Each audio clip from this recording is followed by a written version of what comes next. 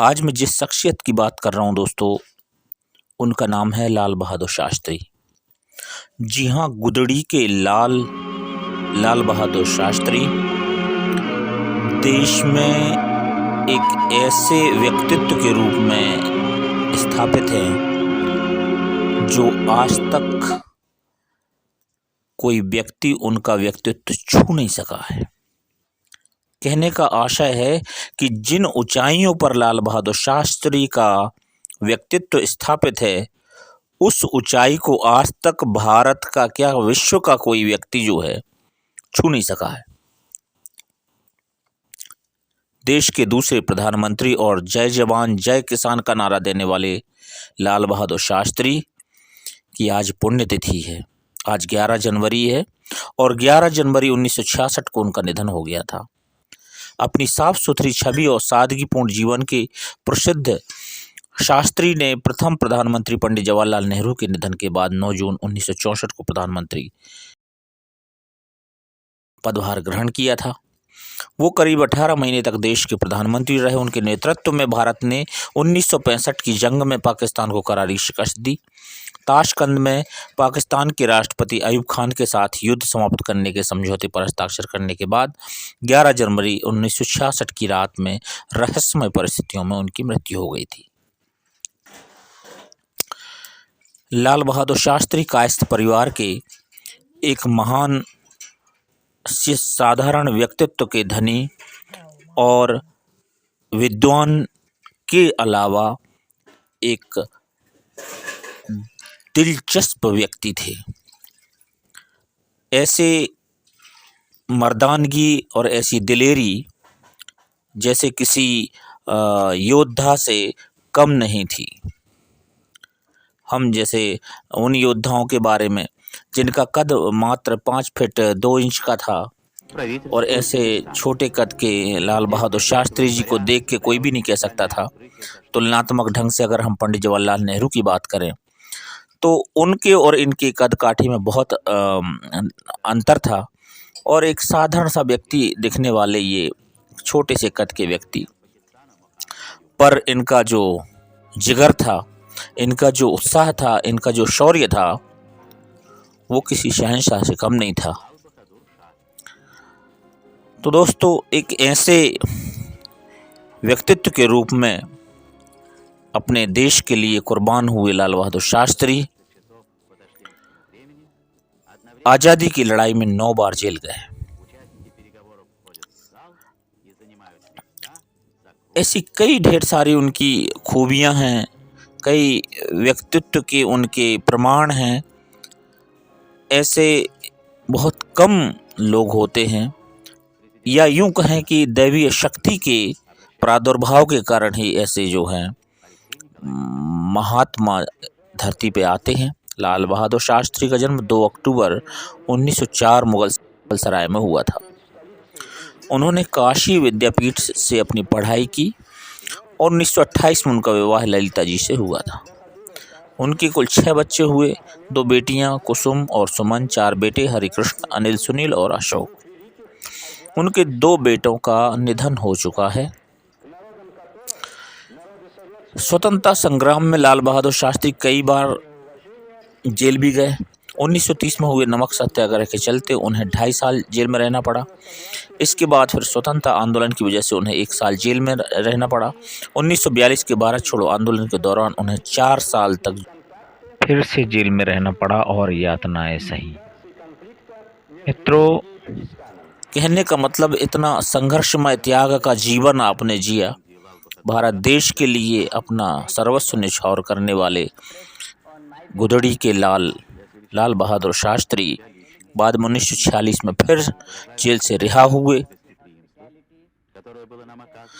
कुल मिलाकर करीब 9 बार शास्त्री जी जेल गए और एक समय ऐसा भी आया जब हमारा देश आज़ाद हुआ और पंडित जवाहरलाल नेहरू के बाद देश के द्वितीय प्रधानमंत्री के रूप में आपकी पदस्थापना हुई। पीएम नेहरू के बाद मोरारजी देसाई का नाम भी आगे था, परंतु इनके व्यक्तित्व और इनकी त्याग तपस्या की मूर्ति के कारण लाल बहादुर शास्त्री को ही जो है देश का प्रधानमंत्री बनाया गया 9 जून 1964 को। इन्होंने अपने कार्यकाल के दौरान देश के लिए बहुत कुछ दिया। प्रधानमंत्री बनते ही कई चुनौतियां सामने आईं। उस वक्त खाने की चीज़ों के लिए भारत अमेरिका पर निर्भर था। उन्होंने अपने पहले प्रेस कॉन्फ्रेंस में कहा कि उनकी सबसे पहली प्राथमिकता खाद्यान्न मूल्यों को बढ़ने से रोकना है। उसी बीच 1965 में पाकिस्तान ने भारत पर हमला कर दिया। जय जवान जय किसान का नारा देने वाले इस योद्धा ने पाकिस्तान से युद्ध के दौरान ही ऐसे जवाब दिया कि पाकिस्तान को जो है मुंह की खानी पड़ी। दुनिया के सारे देशों ने आश्चर्य प्रकट किया था। ये जो है लाल बहादुर शास्त्री जी ने कर दिखाया। युद्ध के बाद काफ़ी अनाज की कमी हो गई थी। आपने जो है लोगों से कहा कि आप एक समय भूखे रहिए, उपवास करने के लिए कहा। और पूरा देश जो है एक दिन का उपवास करने के लिए जो है तैयार हो गया। लाल बहादुर शास्त्री जी 1965 के युद्ध के दौरान इतनी ऊंचाइयों पर पहुंच गए थे कि उन्हें हम आज ईश्वरीय शक्ति जब कहते हैं तो आश्चर्य नहीं होता, अतिशयोक्ति नहीं होती। बाद में अमेरिका के हस्तक्षेप के बाद आपने जो है समझौता किया ताशकंद में जाकर के, और वहाँ जाके जो है पाकिस्तान को ज़मीन वापस करनी पड़ी। और इसकी वजह से तथाकथित हृदयाघात से उनकी मृत्यु हुई। 10 जनवरी 1966 की ताशकंद समझौते के दस्तावेज पर हस्ताक्षर किए और इसके कुछ एक घंटे बाद 11 जनवरी 1966 की रात में उनकी मृत्यु हो गई। आज भी आपकी मृत्यु जो है एक रहस्य बनी हुई है। मृत्यु क्यों हुई, कैसे हुई, ये एक बहुत बड़ा जो है मिस्ट्री के रूप में हमारे देश में आज तक जो है कथानक बना हुआ है। हम सभी देशवासियों से यही कहते हैं कि ऐसे योद्धा, ऐसे महात्मा, ऐसे महाविशाल हृदय के मनुष्य जो हैं पृथ्वी पर कम ही आते हैं और इन्हें हमें जीवन पर्यंत जो है भूलना नहीं चाहिए और इनके कर्तव्यों, कर्मों और क्रियाकलापों का अनुकरण करने के बाद अनुसरण करना चाहिए और हमें इनकी सदैव पूजा करनी चाहिए। मित्रों, आप ये जो दुर्लभ वीडियो देख रहे हैं ये ताशकंद का है, जहाँ पे पाकिस्तानी प्राइम मिनिस्टर याकूब खान और हमारे देश के प्राइम मिनिस्टर लाल बहादुर शास्त्री जी ने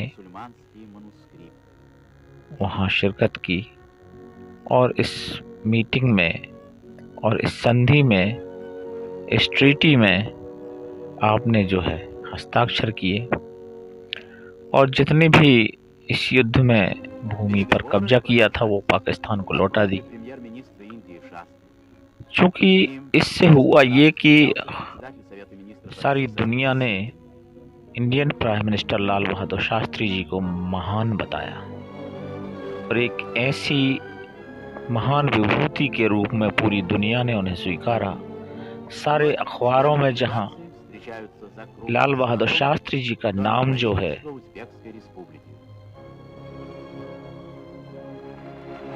लिखा हुआ, छपा हुआ था, वाहवाही लुट रही थी।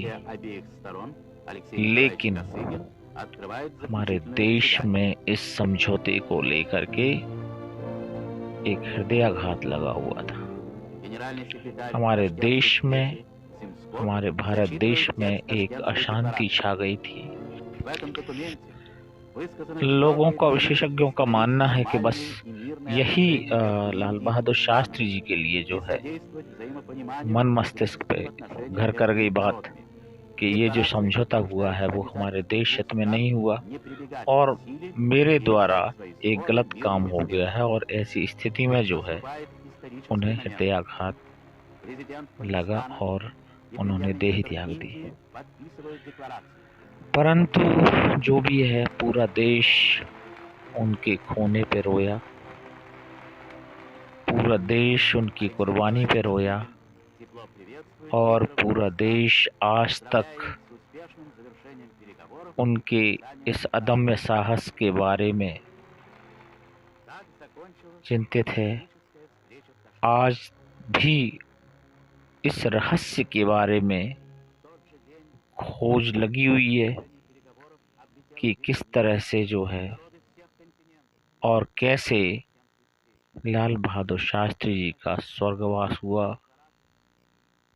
क्यों हुआ, आज भी ये एक रहस्य है। बस गुमनाम अंधेरों में ये प्रश्न जो है छुपा हुआ है।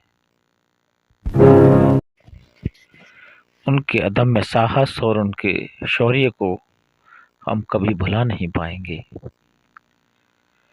लाल बहादुर शास्त्री कायस्थ कुल श्रेष्ठ अमर हो गए।